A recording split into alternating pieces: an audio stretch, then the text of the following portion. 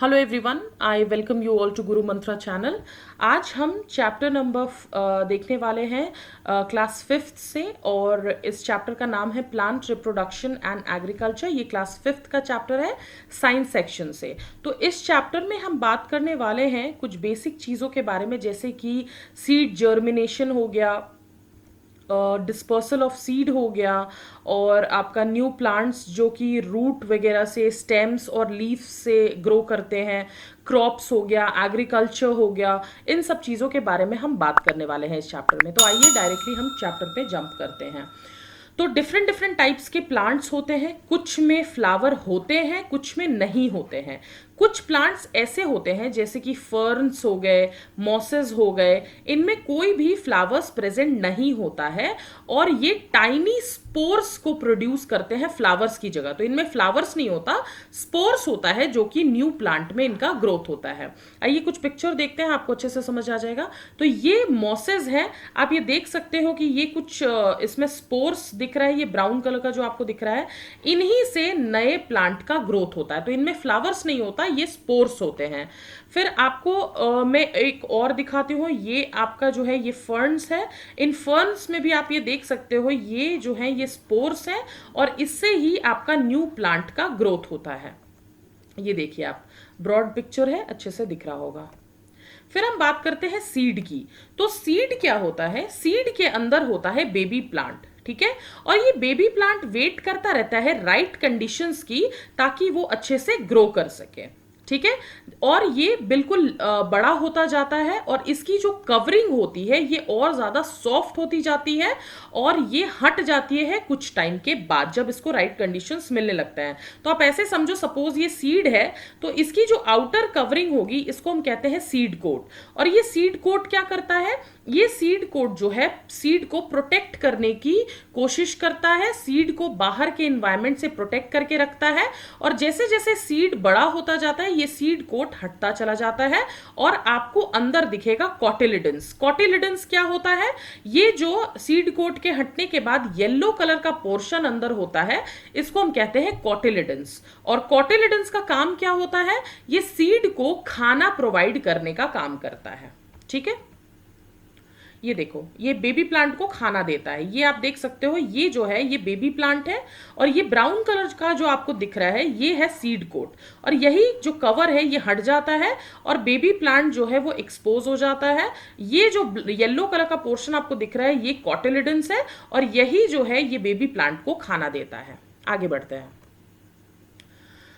तो जो baby plant है उसको हम एम्ब्रियो कहते हैं, बहुत कोई बड़ा टर्म है नहीं। एम्ब्रियो, किसी भी बच्चे को हम कहते हैं एम्ब्रियो, ठीक है। और इसके बारे में बात करते हैं कि कुछ सीड्स ऐसे होते हैं जिनके पास दो कॉटिलिडन्स होते हैं। जैसे अभी हमने पिक्चर देखा था, ये आपको दो कॉटिलिडन्स दिख रहा है। जैसे कि एग्जाम्पल हो गया ग्राम, पी, ये सारी चीजें, ठीक है। सीड्स जिनके एक कॉटिलिडन होते हैं, जैसे कि राइस हो गया, मेज हो गया, वीट हो गया, एक्सेट्रा, है ना। तो ये कुछ सीड्स हैं जिनमें दो कॉटिलिडन्स और एक कॉटिलिडन होता है। तो आप मुझे कमेंट सेक्शन में बताओगे तीन ऐसे सीड का दोनों के लिए ऐसे नाम जिनमें एक कॉटिलिडन होता है और जिनमें दो कॉटिलिडन्स होता है, ठीक है। आगे बढ़ते हैं। फिर बात करते हैं सीड जर्मिनेशन की। सीड जर्मिनेशन का मतलब क्या होता है? जब बेबी प्लांट का ग्रोथ होता है सीड से, सपो ये सीड में जो बेबी प्लांट होता है ये जब बड़ा होने लगता है, ग्रोथ होती है जब इसकी, तब इसको हम कहते हैं जर्मिनेशन। और जर्मिनेशन कब होता है?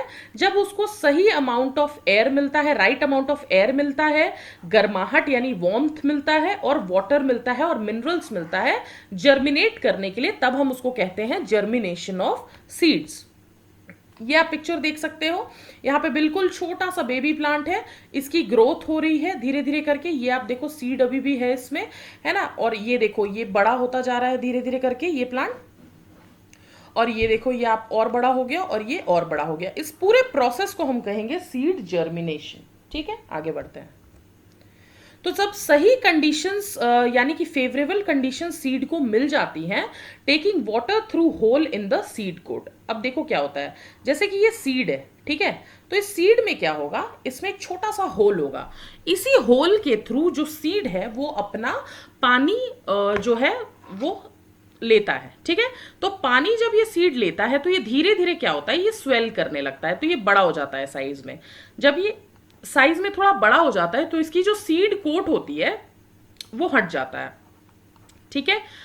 और इसका जो बेबी प्लांट है इसके अंदर वो ग्रो करने लगता है। ग्रो कैसे करता है, इसके रूट्स जो होंगे वो नीचे की तरफ ग्रो करने लगेंगे और इसका जो शूट होगा वो ऊपर की तरफ ग्रो करने लगेगा, ठीक है। तो इस तरीके से बेबी प्लांट जो है वो ग्रो करने लगता है। बेबी प्लांट को खाना कैसे मिलता है, ये जो दो कॉटिलिडन्स मैंने आपको दिखाए थे, ये कॉटिलिडन्स के थ्रू बेबी प्लांट को खाना मिलता है, ठीक है। और जब थोड़ा सा प्लांट उस लायक हो जाता है, बेबी प्लांट उस लायक हो जाता है, तो इसके रूट के थ्रू वो क्या करता है, सॉइल से वाटर और मिनरल्स को खींचता है और उसको यूज करके और बड़ा होता जाता है। और जब ये ग्रीन लीव्स जो है, किसी भी प्लांट के जो ग्रीन लीव्स हैं वो ग्रो करते हैं और सनलाइट को यूज करके अपना खाना खुद बनाते हैं, उस प्रोसेस को हम कहते हैं फोटोसिंथेसिस। तो आप देख सकते हो यहाँ पे सनलाइट है, सनलाइट मिल रही है प्लांट को, कार्बन डाइऑक्साइड है और वाटर, ये वही कार्बन डाइऑक्साइड है जो हम एक्सहेल करते हैं, ठीक है। और तो इन सब चीजों को यूज करके प्लांट जो है वो शुगर और ऑक्सीजन बनाता है और यही ऑक्सीजन जो है हम इनहेल करते हैं। कार्बन डाइऑक्साइड हम एक्सहेल करते हैं और ऑक्सीजन हम इनहेल करते हैं, ठीक है। तो ये फोटोसिंथेसिस का प्रोसेस है। फिर हम बात करते हैं सीड डिस्पर्सल की। तो डिस्पर्सल यानी कि जब सीड एक जगह से दूसरी जगह पहुंच जाता है, इसको हम कहते हैं डिस्पर्सल, ठीक है। तो ये 3 मेथड से हो सकता है, एक तो वाटर से हो सकता है, एक एनिमल से हो सकता है, एक एक्सप्लोजन से हो सकता है, और भी अलग अलग मेथड्स हैं, जैसे कि ह्यूमन से भी हो सकता है। जैसे हम सपोज करो आम खाते हैं, आम की सीड्स फेंक देते हैं, तो उसको अगर राइट टेम्परेचर वगैरह मिलता है तो वो नए प्लांट में उसका ग्रोथ हो जाता है, ठीक है। तो बहुत सारे तरीके होते हैं, फिलहाल आप 3 ही देखो, जैसे कि वाटर, एनिमल्स और एक्सप्लोजन। तो वाटर के थ्रू कैसे होगा, सपोज करो ये कोकोनट का प्लांट कहीं पे था, कोकोनट का ट्री था, कोकोनट का जो ट्री था उससे कोकोनट फॉल कर गया वाटर में, वाटर के थ्रू ये कहीं और पहुंच गया और यहां पे जब उसको राइट कंडीशंस मिली तो ये आप देख सकते हो कोकोनट का जो प्लांट है वो निकलना शुरू हो गया है और कुछ टाइम के बाद ये एक बड़ा सा कोकोनट का ट्री हो जाएगा, ठीक है। एक और एग्जांपल इसका ले सकते हो आप, जैसे कि लोटस। लोटस में भी सेम प्रोसेस होता है, वाटर एक बहुत इंपॉर्टेंट फैक्टर प्ले करता है इस लोटस को ग्रो कराने में, ठीक है, और डिस्पर्स कराने में। तो कमेंट सेक्शन में आप मुझे 2 ऐसे और प्लांट के नाम बताओ जिसका डिस्पर्सल वाटर के थ्रू होता है।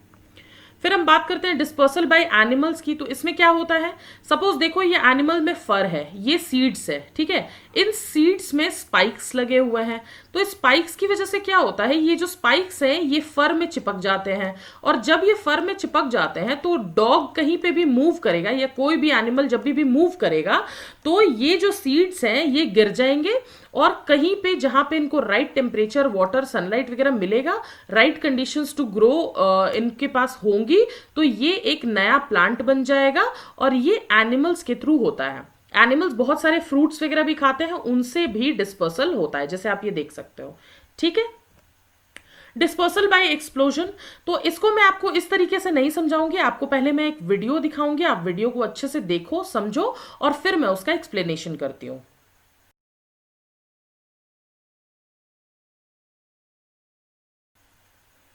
तो आपने वीडियो में देखा कि जो लीव्स थे वो लीव्स क्या कर रहे थे, वो एक्सप्लोड हो रहे थे। एक्सप्लोजन का मतलब फटना, ठीक है। तो जब ये लीव्स एक्सप्लोड होते हैं तो इनके जो सीड्स हैं वो इधर उधर स्कैटर कर जाते हैं, ठीक है। ये इधर उधर बिल्कुल स्कैटर करते हैं और जब इनको राइट कंडीशंस मिलती हैं तो ये नए प्लांट में ग्रो हो जाते हैं। जैसे कि आप एग्जाम्पल ले सकते हो पी का, मटर जो होता है, मटर में भी एक्सप्लोजन होता है, ठीक है। तो ये आपको समझ में आ गया होगा। आगे बढ़ते हैं। फिर हम बात करते हैं reproduction in from different parts of the plants. तो प्लांट्स जो हैं वो अलग अलग तरीके से रिप्रोड्यूस करते हैं, जैसे रूट्स हो गया, लीव्स के थ्रू हो गया, सीड्स के थ्रू हो गया और स्टेम्स के थ्रू हो गया। रिप्रोडक्शन का मतलब क्या होता है, ग्रोइंग यंग वंस, ठीक है। जैसे कि ह्यूमंस जो हैं वो रिप्रोड्यूस करते हैं, एनिमल्स रिप्रोड्यूस करते हैं, बच्चे पैदा करते हैं, उसी तरीके से प्लांट्स भी जो है वो रिप्रोड्यूस करते हैं, ठीक है। और अलग अलग प्लांट्स को ग्रो करने में हेल्प होती है इससे। तो जैसे कि कुछ प्लांट्स ऐसे होते हैं जिनके रूट्स को अगर हम सॉइल में प्लांट कर दें तो उनसे एक नया प्लांट ग्रो हो जाएगा। कुछ प्लांट्स ऐसे होते हैं जिनके लीव्स को अगर हम प्लांट कर दें तो उसमें से दूसरा प्लांट आ जाएगा।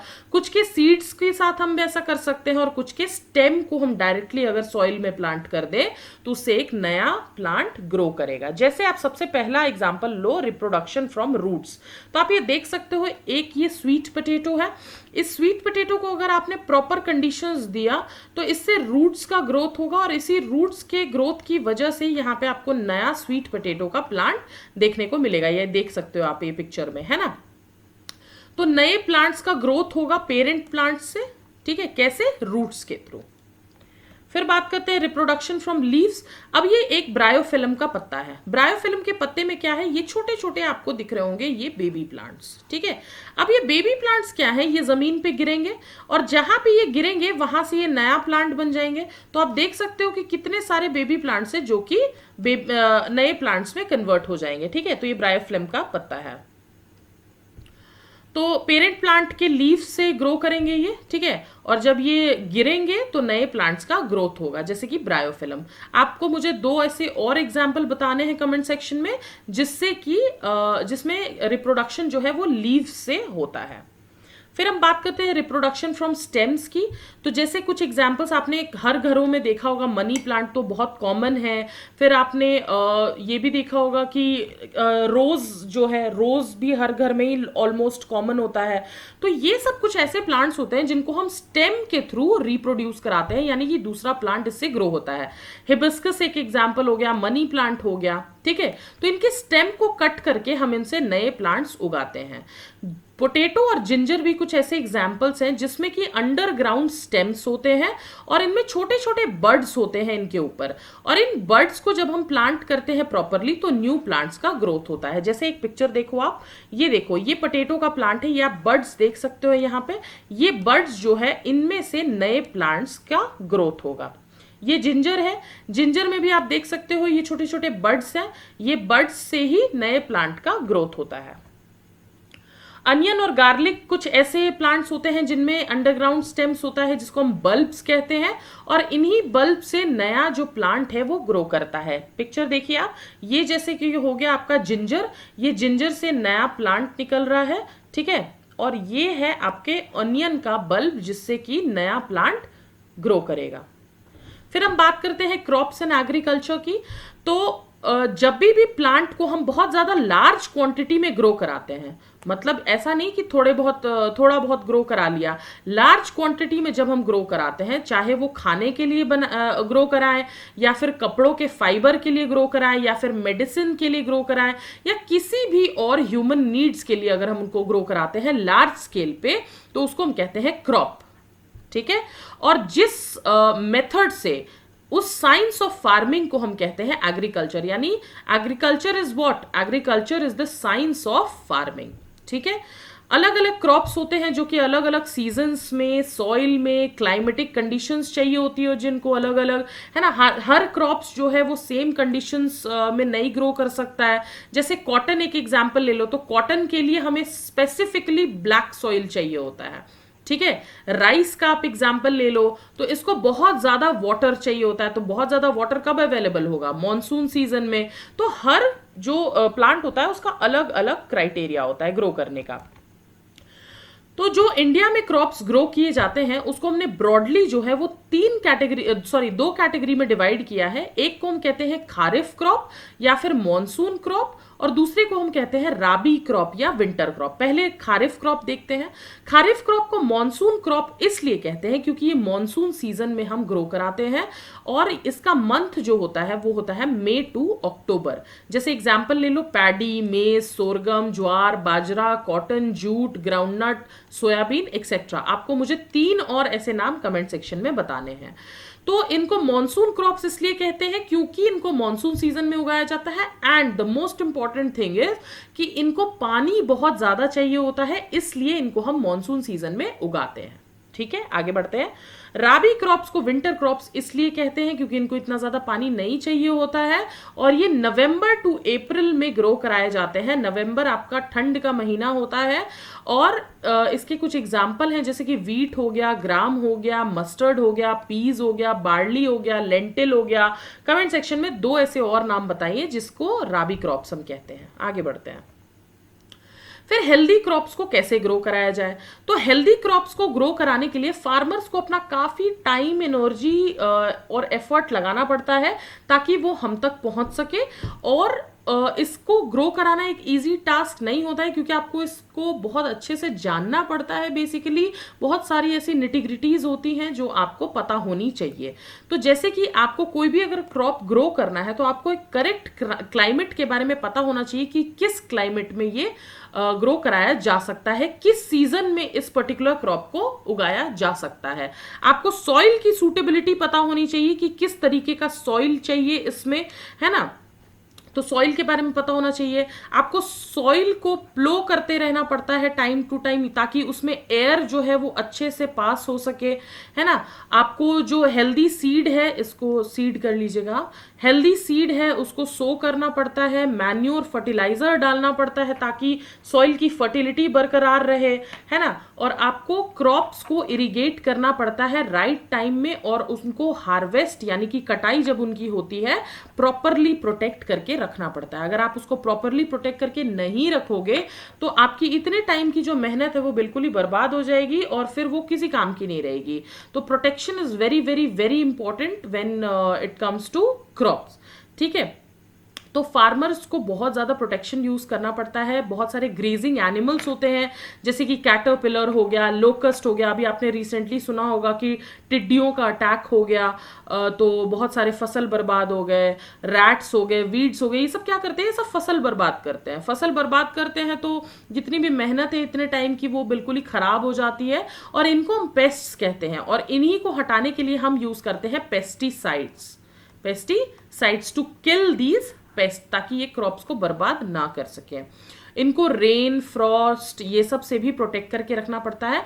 यानी कि प्रोटेक्शन जो है वो सबसे ज्यादा इंपॉर्टेंट है when it comes to crops. तो ये था इस चैप्टर में। आई होप आपको बेसिक डिटेल्स अच्छे से समझ में आ गई होगी इस चैप्टर की। अगर आपको कोई भी डाउट है चैप्टर से रिलेटेड तो आप प्लीज कमेंट सेक्शन में हमें बताएं। मैं डेफिनेटली ट्राई करूंगी कि नेक्स्ट क्लास में इसको ज़रूर रिजॉल्व करूं। और अगर आपका कोई भी सजेशन है, कोई भी फीडबैक है, तो आप मुझे कमेंट सेक्शन में बता सकते हो। और अगर आपको ये लेक्चर अच्छा लगा है तो please hit the like button, and do not forget to subscribe this channel and refer it to your friends and family. तब तक के लिए stay tuned, and for more tutorials please subscribe to Guru Mantra channel. Thank you so much, keep preparing guys, all the best.